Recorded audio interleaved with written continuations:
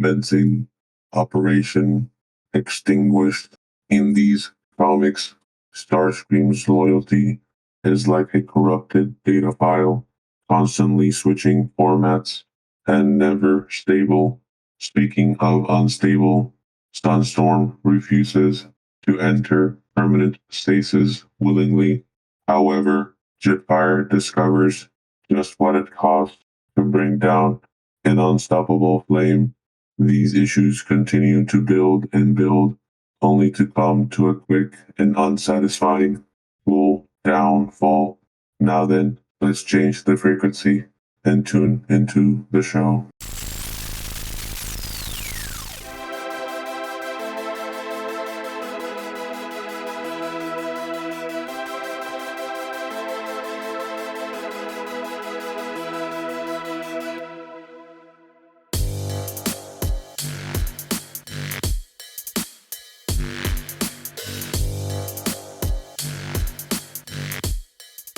Hello and welcome to the podcast. Today we are diving into Transformers Dreamwave Generation 1 comics. I'm Onyx and with me are I don't know how to say this, but in case I've never told you guys this before, you're my favorite co-host.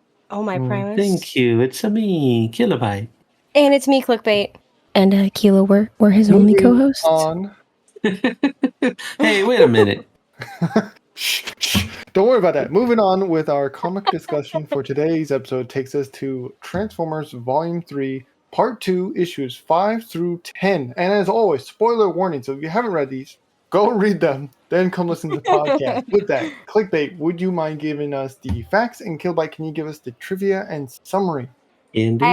Absolutely. For some fast facts for this episode, number of comics we will be reviewing today is 6.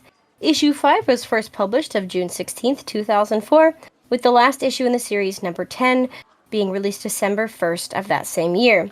Our writer for the series is Brad Mick and Adam Patek. Our artist for these issues is going to be Don Figueroa, with inks by Elaine Toe and colors by Espen Grandichem, Jong Im Lee, and Rob Ruffalo. And for some trivia, in issue 7, Enter the Nightbird is paired with another film called Demon Swamp, which is the location the Insecticons first appeared in the original Transformers cartoon, titled A Plague of Insecticons. That's pretty cool. I was sad that was a movie, but it was cool seeing Nightbird. Yeah, it really bugged me. Wow, Onyx. Not even gonna ease our way into this, are we? Throughout these last few comics, on multiple occasions, the humans are missing the white backgrounds in their speech bubbles, sometimes making it very difficult to read and follow what's happening in these stories. Yeah, I thought it was on purpose, but I guess not. I did too. It felt random, like it wasn't constant. Yeah, that's true. At first I thought it was like they were thinking those thoughts internally, because halfway through these issues they start doing like dashes surrounding some of the Autobots, and I thought that was like them using internal comms. And so I thought they were doing the same thing for the humans, but then the Autobots would respond to it, and I was like, okay, well, I guess that's not it. They can read minds. Yeah. Mm-hmm. In issue 9, several real-life references are seen throughout, ranging from actor Gary Oldman's character Drexel's Spivey from True Romance to Spike wearing a Volta's V shirt. That 3 words went through my processor on repeat. You're so cool, you're so cool, you're so cool, a quote from the movie, altered only slightly by yours truly. Kilo, you altering quotes now? Yeah, you're welcome. Wow, Kilo. Now for some summary. A horde of mindless humans have terrorized a small town and nobody knows why. But meanwhile, the Decepticons' true leader has returned with some friends and plans on showing all who is really in charge here. This will be fun. And as always, this information has been taken from the wiki. And a special shout out to all of our Patreon supporters. You're all amazing. Thank you so much for your support. Thank you. Thank you. You're amazing. Shall we get started? Let's.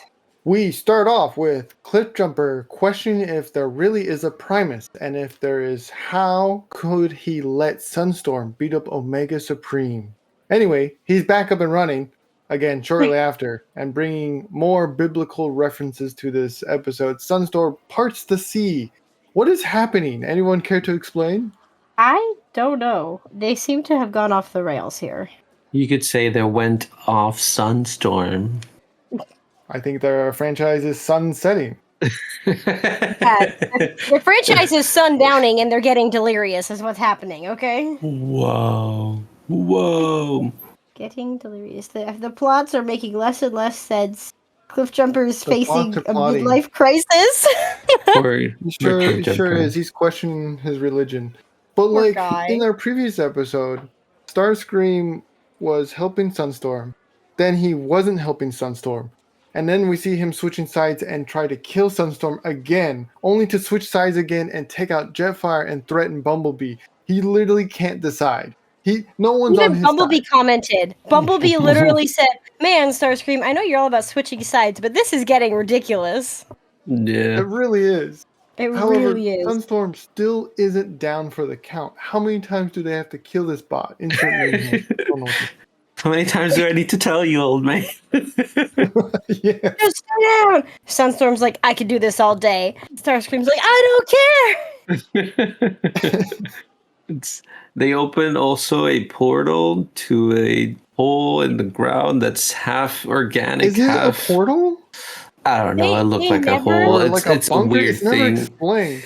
Yeah, It's it's never never explained. It never comes up again. It never does anything. We don't know what it is. There's no consequence to it happening. I genuinely don't know what its purpose was. Yeah, it gets open and then nobody cares about it ever again. It gets Yeah. open. They go inside. We don't see much of it. They leave. Yep. That's what happens. They try to throw Sunstorm into a pool of primordial goo. Yeah. Goo and ooze was Primordial goose, by the goo. way. And then nothing. Wow. I do enjoy the next battle You with do? Jetfire and Sunstorm. You do. As Sunstorm power becomes so overwhelming, he begins to melt himself like the Terminator. Dun dun dun dun.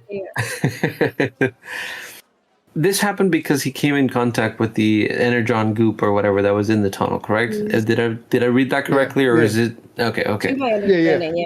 He got Okay. pushed into it by the null, like Starscream's null ray stunned him, and then he got pushed or something, and he fell So he into was it. like mutating in. Yeah, Yeah. the ooze was meant for Starscream according to Sunstorm. And so because it touched Sunstorm and Sunstorm already has superpowers, it like made his superpowers even more super and uncontrollable. Yep, and then he blows up in Okay. space. Yeah. It ends with a massive supernova with Jetfire dragging him into space as they both explode. But if it's Sunstorm, why did it end in Nova Storm? I don't get it. I don't No know. one knows. No one knows. No one knows. Anyway. See, remember Sundowning. Sundowning. Sunsetting. Yeah. I like how Starscream, the goop was for him, and he just forgets about it and leaves. Yeah. That was It's crazy because this guy whose whole thing is power doesn't want to be more powerful. I He don't know. just arbitrarily Too good says, to be yeah, true. I don't want this. This is a Starscream that's in it for the whole backstabbing. That's all he wants to do. Absolutely. Mm-hmm. In our next issue, we jump forward in time a bit, and the Autobots join G.I. Joe to investigate a mystery situation in what seems to be an abandoned town. Who would like to talk more about this horror-themed mystery? We can talk about it since Clickbait talked last episode. Do it. So the Clickbait talks in Autobots. every episode. I don't know what to tell you. Wow. Okay, you Wolf. brought me on this show knowing I talk a lot. Okay, this was disclosed. Okay. So Go ahead. previously on Earth, Jazz, Sunstreaker, and Sideswipe were left to guard Earth with the Ratchet, some other bots, but then they were captured by Starscream, and so Warpath and Bumper were sent there to rescue them, and so they rescued them, but G.I. Joe arrived, and they're like, oh no, they were here to help, so they get taken, everybody got brought back online, but they got brought back online because the G.I. Joe needs a very special team for a very special mission. And so they go to a small town in the edge of the New Mexico border, or Mexico border, one of the two, and they find a bunch of like zombie-like humans and a bunch of insectoids that are very goopy on the inside. So they're like, these are not Cybertronians, they're so goopy. But then they find Bombshell, Shrapnel, and they get ready for a fight. Kickback. Just Yeah. and they got kicked back. It felt like a horror mystery because there was like blood, like red blood. You don't see this in like these Transformers Yeah. comics as often, but like there's handprints on glass, and people are like, "What happened here?" And then you get the zombies. And then you get the zombies that weren't really And then you zombies; get they the were just zombies. controlled by No. Bombshell. But I could say the humans didn't make it out. Only one made it out, which was Marissa Right. Fairborn. Everybody else died. All these Cybertronians made it out alive. Well, only the humans that were in the G.I. Joe squad. The humans of the town were fine. Yeah. But I wasn't talking about the humans in the town. We knew they were going to be fine. Wow. Did we I mean, though? they died Did eventually we? of old age. maybe. Ah! But we soon discovered that it was Shockwave, who is apparently still alive after we saw him get killed Palpatine style, scheming with Bombshell, who was responsible for making this Insecticon swarm and their gooey center.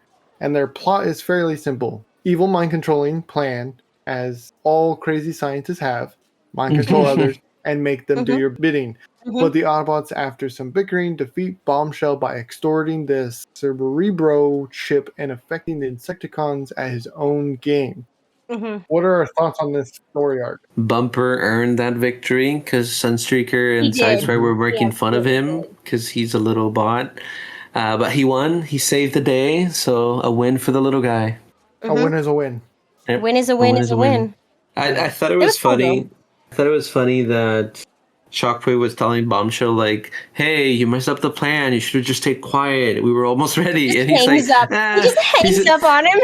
Yeah, he's like, "I'm doing whatever I want. You shut up here." And then he's like, "They need to feed. Let them have some fun."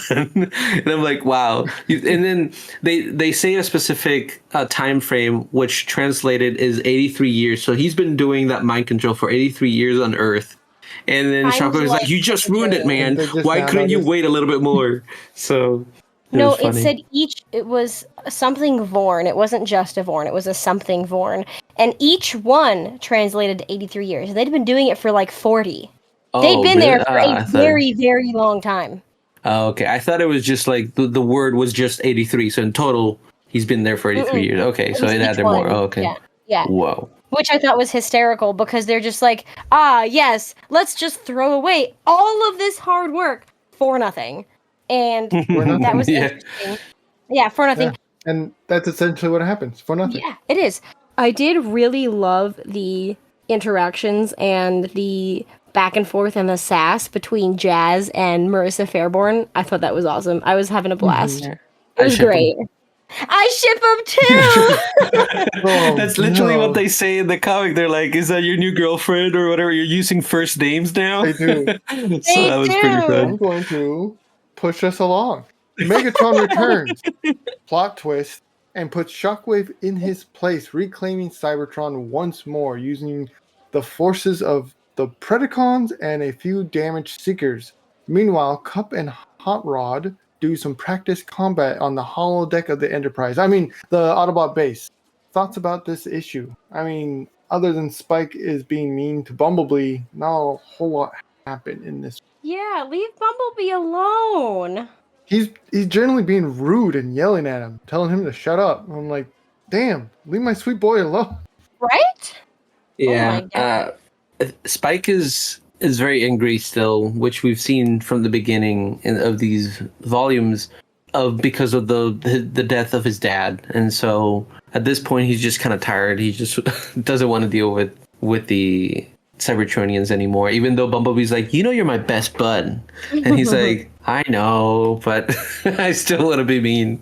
I'm like, wow. I did enjoy the target practice with Hotshot, which they made like little target dummies of Megatron and everybody else. So that was pretty fun. Right. It reminded me a lot of the original movie where when Cup and Hot Rod were by the lake. Yes. It did. But in this case, he was fishing with guns instead of with a fishing pole. So that was fun. Much more efficient, I guess.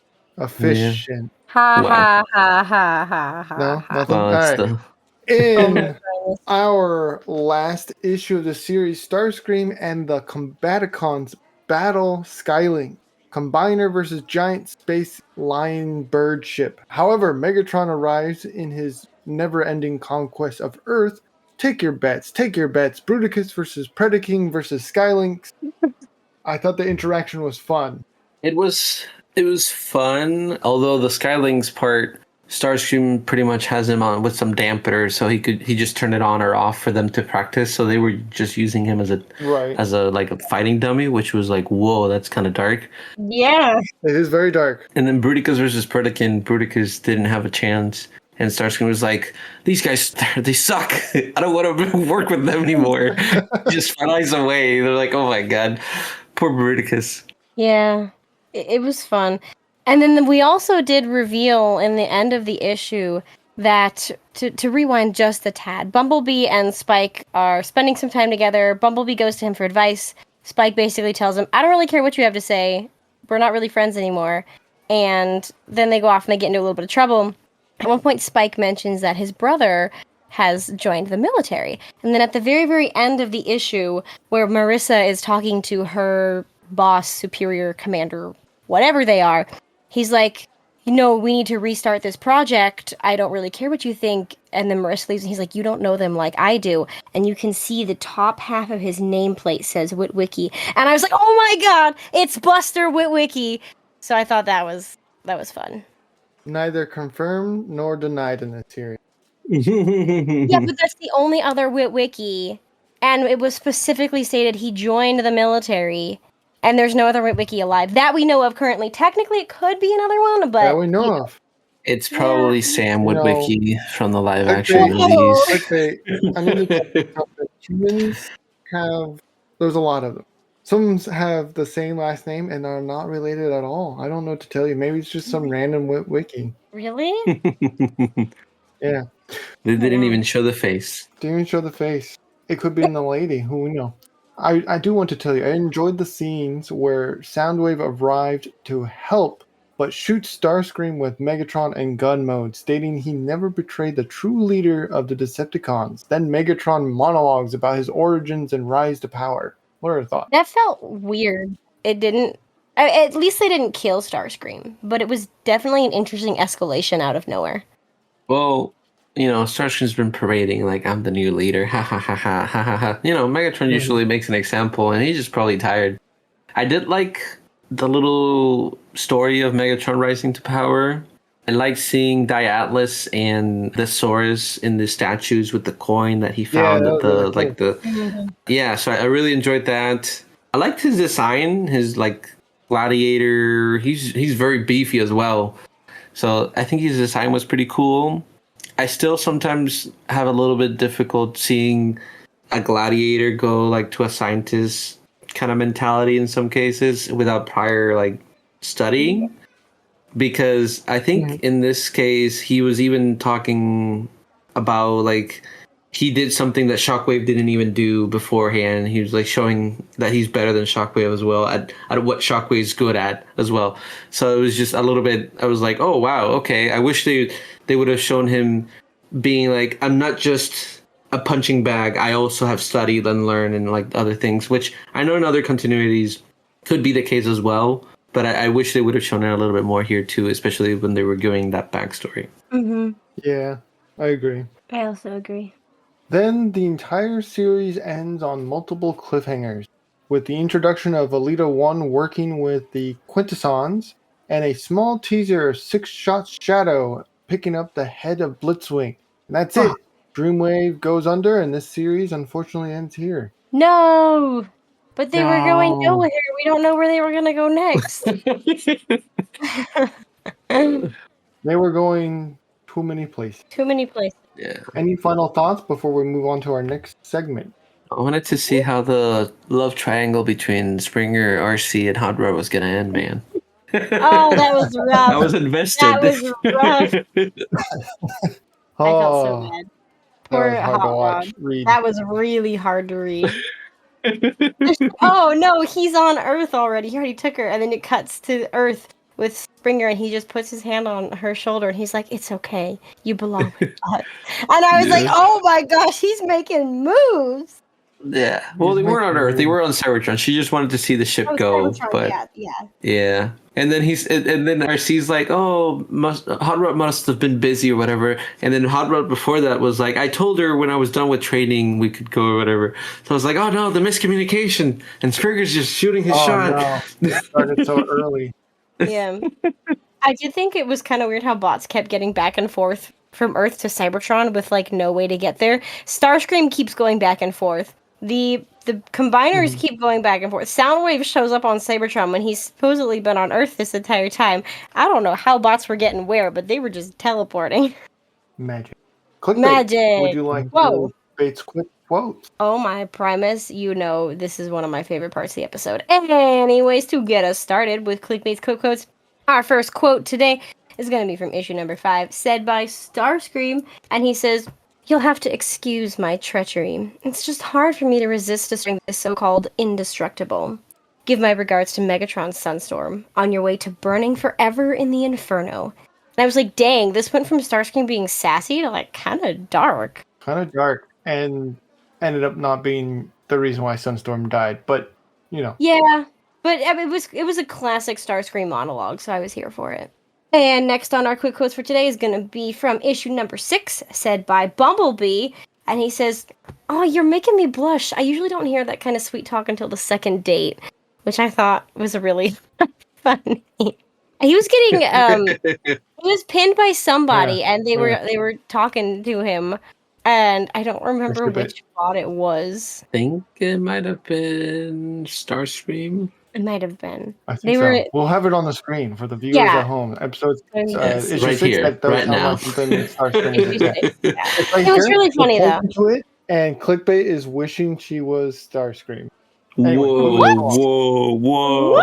Hold on, Onyx. Hold the phone. The sass in these episodes. Yeah, the sass in this episode. Anyways, moving along before Onyx says anything else, our final quick quote of the day is going to be from issue number 7, and it is said by Sideswipe and then Jazz. And Sideswipe is talking to Sunstreaker, and he says, "Hey, watch it there, Goofy. Unless you want a terminal case of fist to the face.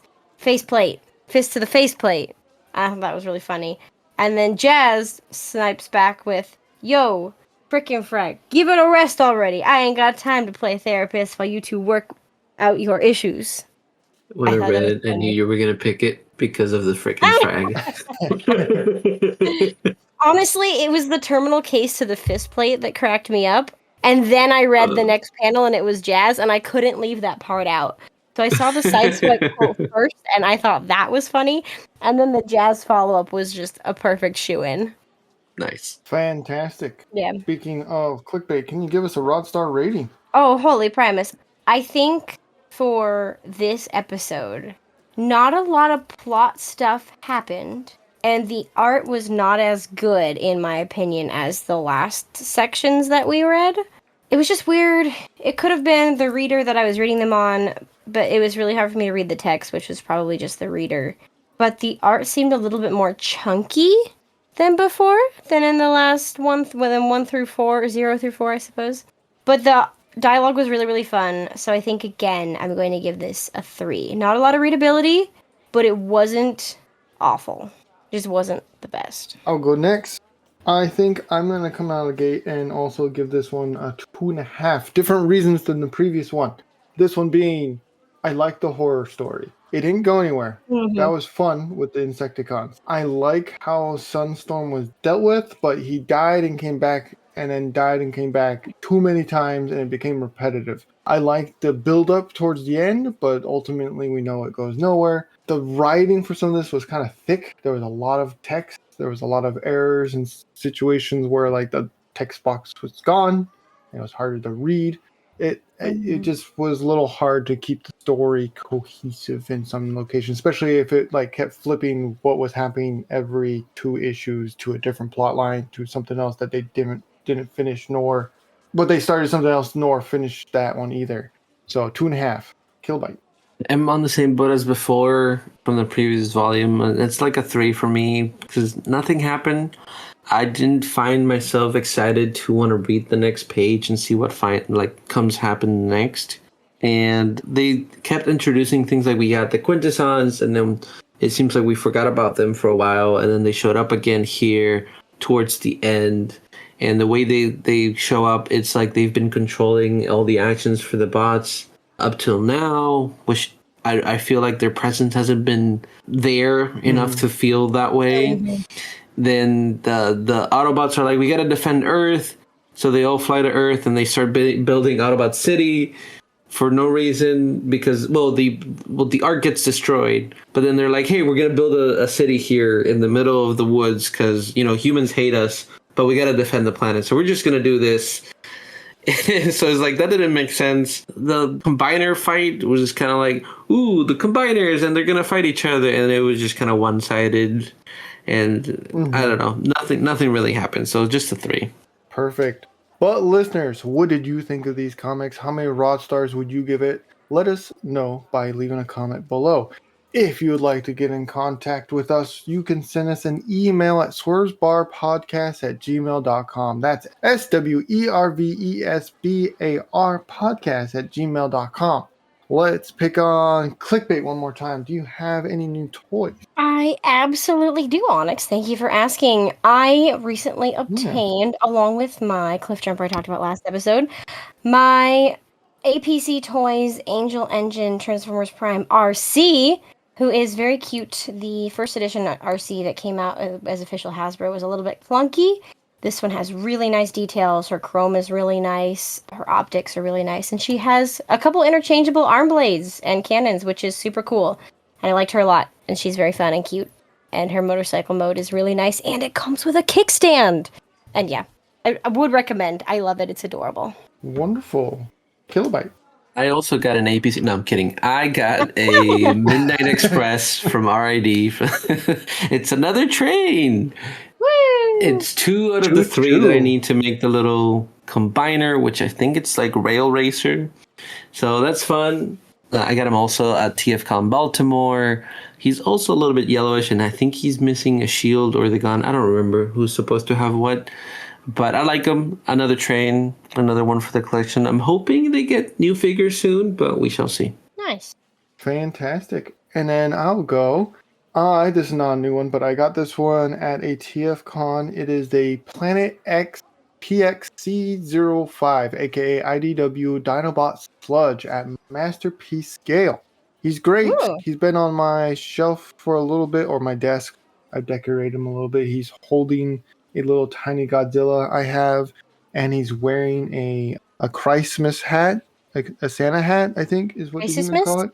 Yeah, Crisis Miss. Yeah, he looks great. I'll take a photo of him in this position for the video. He's pretty cute. I like him. I can't wait for the rest of the IDW Dinobots. Yeah.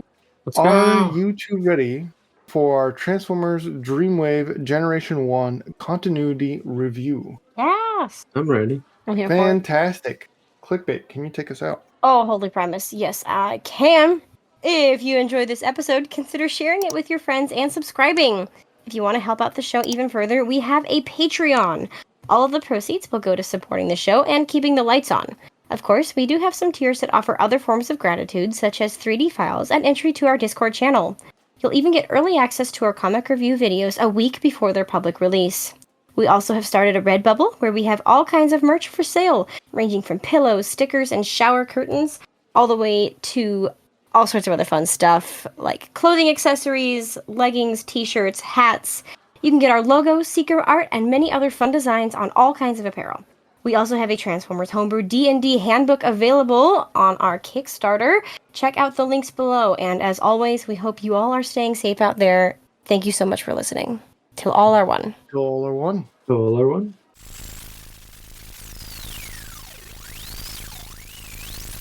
Follow us on Facebook, Instagram, and TikTok at Swerve Podcast, and even on Tumblr. Yes, with everything going on, Twitter, we figured we should cover our bases. Speaking of which, you can also find us on Twitter at Swerve, if that's still a thing. If you're interested in more content, try checking out our spin-off D&D series, Transform and Roll Out. Season 3, titled Eons, is out now. Let's tune in to a preview now.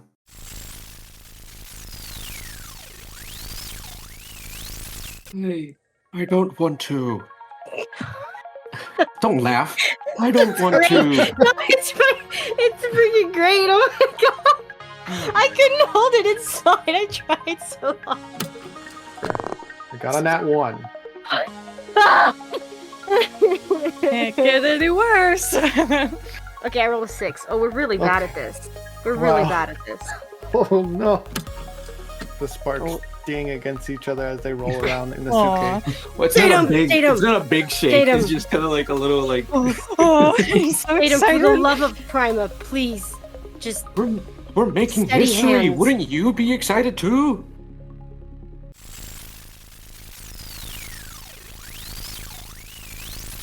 How strange. I don't understand why anyone would tune in into such make-believe content. Perhaps it's the voice actors that makes special appearances sometimes. Oh well. Tune into their YouTube channel that has bonus content such as video games containing phony comments, convention videos, and trendy shorts. A link will be provided below. And if you're inclined, check out their Redbubble, where you can get pins, t-shirts, and more, or subscribe to their Patreon to access their Discord and listen to content before it's released to the public. More links will be provided below. End transmission.